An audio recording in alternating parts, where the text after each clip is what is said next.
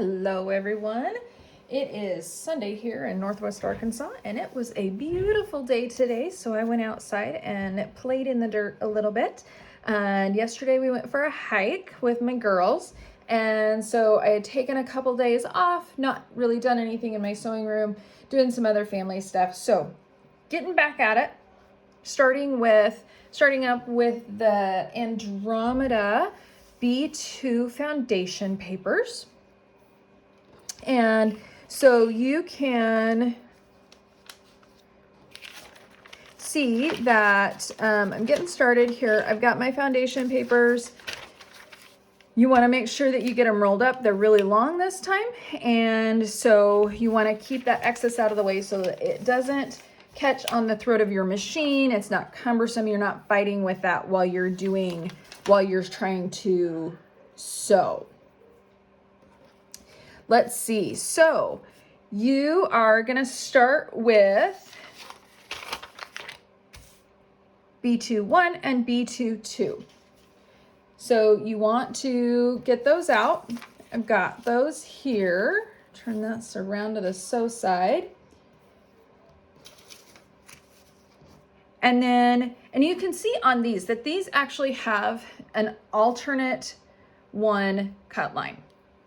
And so looking at this is not going to be your first piece. This is actually if your pattern and colorway has this is going to be the last piece that you put on, not your first piece. So it says alternate one because it's the first alternate, but that's not going to be your first piece that you put on.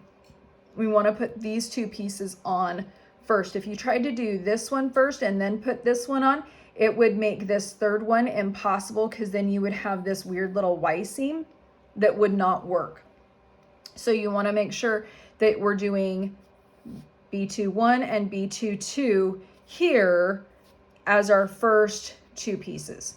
So I've got those pieces here. I'm going to leave my B2-2 face up so that my right side is up, and then my B2-1, I'm actually going to take the whole pile and I'm going to flip it over so that the wrong side is up. I know that that way my right sides go together, and if I put them kind of like this, then that's going to help me know. And then what I can do is I can just pull this piece and I'm going to pull it straight over. I'm not going to flip it, okay, because I've already flipped the whole pile. That puts my right sides together. And then I want to make sure that my edges are nice and lined up, leaving this little triangular piece here. We don't want the pieces lined up like so. Okay, I need that 1/4 inch for seam. I want that to come to the edges of each of those pieces approximately. And if it's a little bit bigger than that, if you've got a little more hanging off than that 1/4 inch, that is okay. But the more you can get those lined up, they should be about the same width. The more you can get those lined up, the better this process is going to go for you, and it's going to stay in a nice, neat line, and you won't have to do much adjusting side to side, because that can be difficult with these on the diagonal. So then I'm going to take my foundation paper and I'm going to make sure that my dotted line on line 1 is going to go along that line where the fabrics meet up. Okay, you can feel where that is and get a pretty good idea if you're lined up.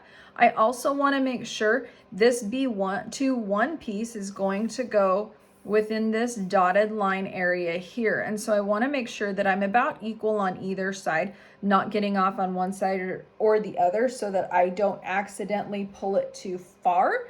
And then that should make the B2-2 piece, when it flips under and irons out, that it is in the center of its piece as well. If I take this and lift this up, then I can put it against some light and I can adjust, I can see where that fabric meets and be able to line it up along that dotted line.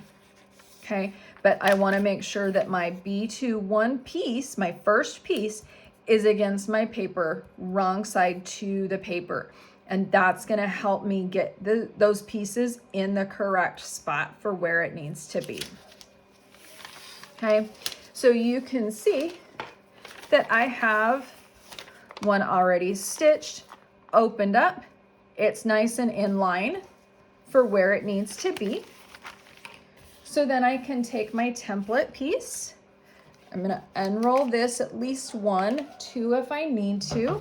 Get that out of the way, but still keeping it nice and tidy. Line that template up against the solid line of line 2. Fold that foundation piece over. Now I'm going to put my add a quarter down so that I get that nice add a quarter line. That's really important that you don't forget that step. Otherwise, that's going to be too short and you're going to end up redoing that piece. Trim that up.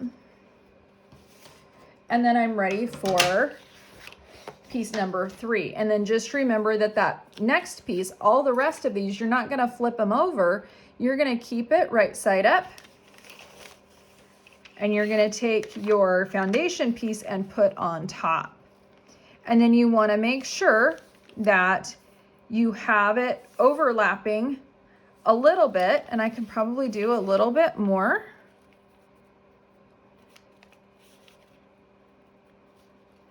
So that I make sure that it's going to be in the center of its space. Okay, so that's how we start the foundation B2 for the Andromeda. Keep in mind, I am not a certified instructor, just giving this information for you guys, helping you out a little bit.